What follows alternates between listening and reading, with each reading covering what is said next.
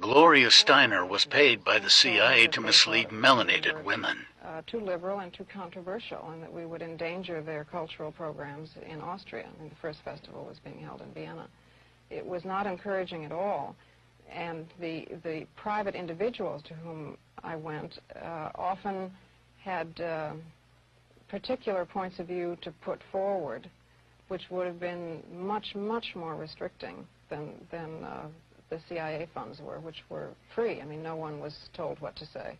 What do you mean they were free? You mean to say it was easier for you to work for the CIA than a private organization? That's right. And the reason I think that comes as a surprise, as it did to me at the time. I mean, I had the conventional liberals' view of the CIA as a right-wing incendiary group, and I was amazed to discover that this was far from the case, that they were enlightened, liberal, nonpartisan activists of the sort who characterized the Kennedy administration, for instance.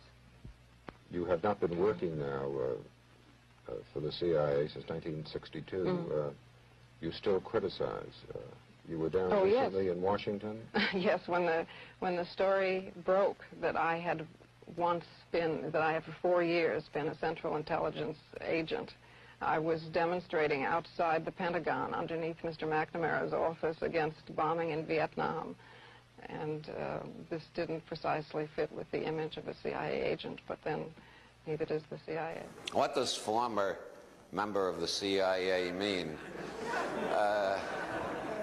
There is the literalist interpretation. And in Berkeley, you've all read Idries Shah, and you know you should never trust the literalist interpretation of anything. The literalist interpretation is a former CIA agent is somebody who's quit the agency and has no contact with them anymore.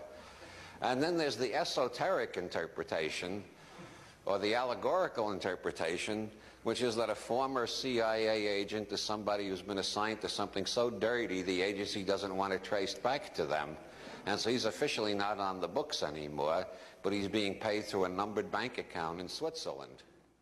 Regarding the feminist movement, what does the slogan, "Make the personal political," mean?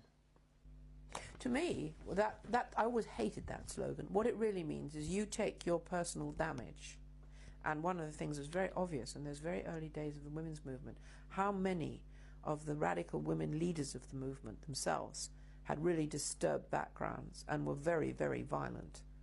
And then you make that political. So if my dad's a shit, all men are shits. If you say that, you can do almost anything you like. You could go from the personal and make it political. So what happened is a sufficient group of women got together to complain bitterly, because you have to remember the beginning of the feminist movement was a Marxist movement. It was women in the left of the politics in Britain who decided that they had had enough of working with men on the left and were going to have their own, in quotes, movement. So our feminist movement never grew from a grassroots of the working class women that they were always talking about. There weren't any working class women. It was actually academics, university lecturers, young women students was the beginning of the women's movement.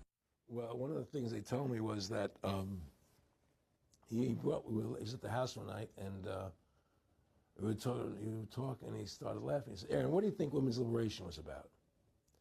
And I said, I had pretty conventional thinking about it at that point. I said, I think it's about women having the right to work, getting equal pay with men, just like they won the right to vote, you know? And he started to laugh. He said, "You're an idiot." And I said, "Why am I an idiot?" He said, "Let me tell you what that was about. We, the Rockefellers, funded that. We funded Women's Lib, you know? And we're the ones who got all over the newspapers and television, the Rockefeller Foundation."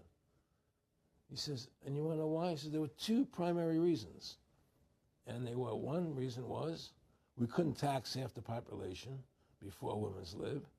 And the second reason was now we get the kids in school at an early age. We can indoctrinate the kids how to think. It breaks up the family. The kids start looking at the state as the family, as the school, as the officials, as their family, not as the parents teaching them." And so those are the two primary reasons for Women's Lib, which I thought up to that point was a noble thing. You know, when I saw their intentions behind it, where they were coming from when they created it, the thought of it, I saw the evil behind what I thought was a noble adventure.